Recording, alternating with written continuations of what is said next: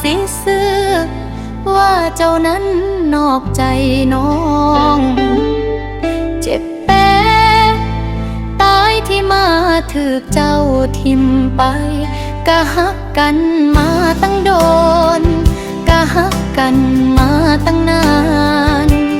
แล้วเป็นอย่างเจ้ามาทิมน้องไปน้องบ่ดีมองใดซอยบอกน้องได้บ่น้องอยากรู้เหตุผลไปหักกับเขาตอนใดตอนใดที่ไปพ่อเขาน้องอยากรู้ความเนา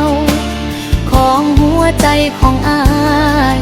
เอาขี้เมื่อสั้นที่เฮ็ดใจใจคือดำแท้หนอบอกน้องได้บ่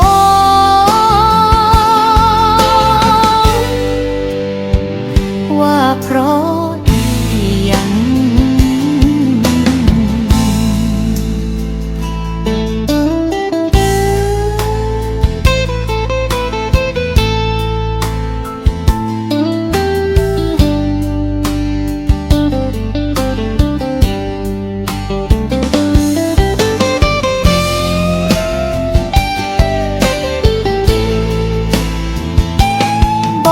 เป็นหยังต่อไปนี่น้องสิเฮ็ดใจบ่มีไผมาเฮ็ดให้เฮาตายย้อนความหักสมน้ำหน้าเจ้าของที่หักเขาสิล้มสิตายสุดท้ายเขาก็ทิ่มไปบ่สนไปหักกับเขาตอนใดตอนใดที่ไปพ่อเขาน้องอยากรู้ความเนาของหัวใจของอาย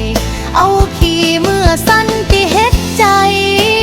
ใจคือดำแท้หนอบอกน้องได้บ่